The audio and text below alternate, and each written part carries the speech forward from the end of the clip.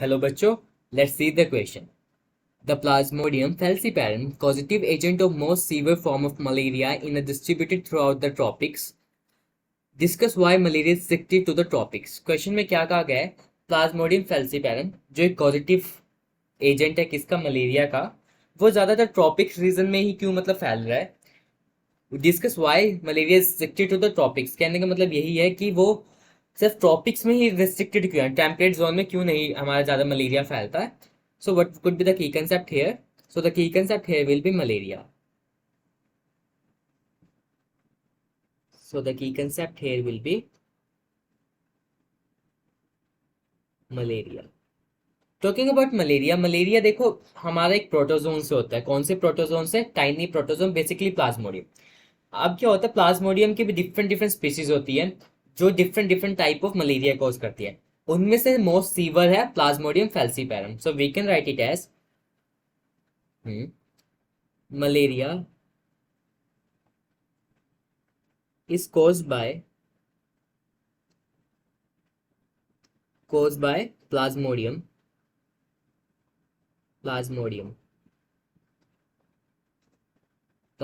protozoa.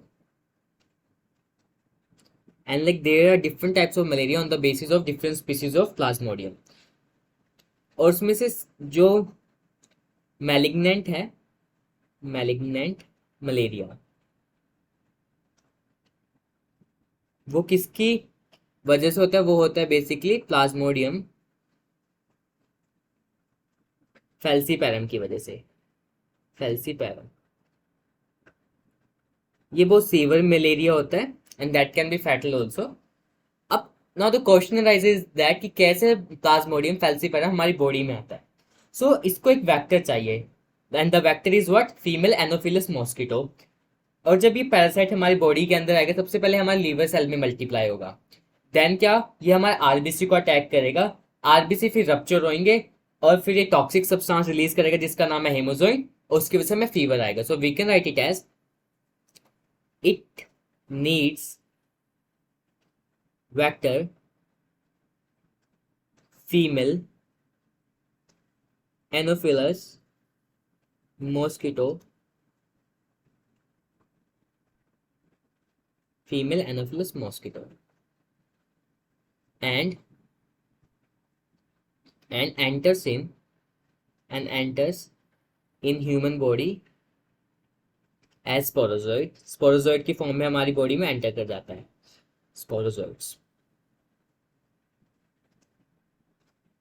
अब क्या होता है, हमारी बॉडी में आएगा, इसको ऑप्टिमम टेम्परेचर मिलेगा, फीमेल एनोफिल, और ये क्या करेगा? मल्टीप्लाई करता रहेगा. बट अब एक क्वेश्चन राइज होता है कि क्या वो बेसिकली जो प्लाज्मोडियम को क्या टेम्परेचर, कितना टेम्परेचर चाहिए. So it could be range between the 20 to 25 degree Celsius to complete its life cycle. to complete its life cycle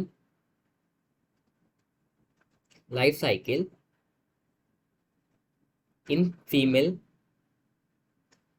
anopheles mosquito. So इसकी क्या है, रिक्वायरमेंट है मॉस्किटो. अब बात करते हैं हमारी अर्थ के बारे में. अगर ये सपोज करो मेरी अर्थ है, ये क्या अगर ट्रॉप, ये इक्वेटर हो गया.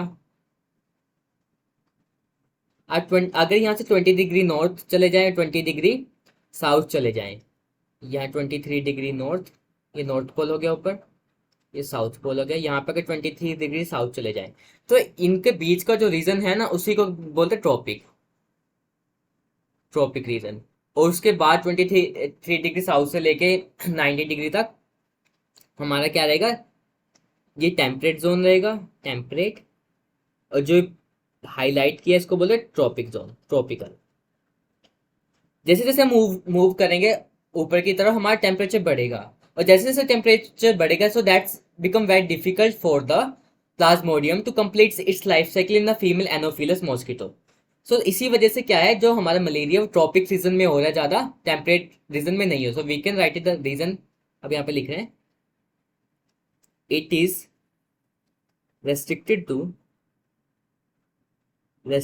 to tropics only because tropics only because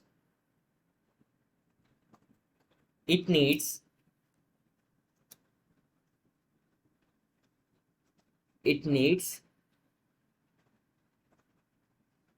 temperature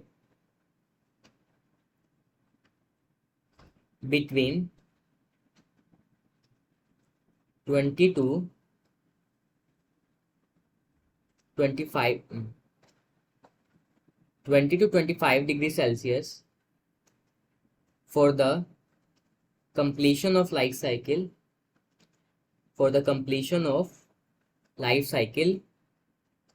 in female Anopheles mosquito, and this could be attained or achieved in tropical region only. Temperate में क्या है, ज्यादा कम टेम्परेचर को, सो वहां पे लाइफ साइकिल कंप्लीट ही नहीं हो पाएगी. So that's why it is restricted to tropic region only. Hope you understood that. Best of luck.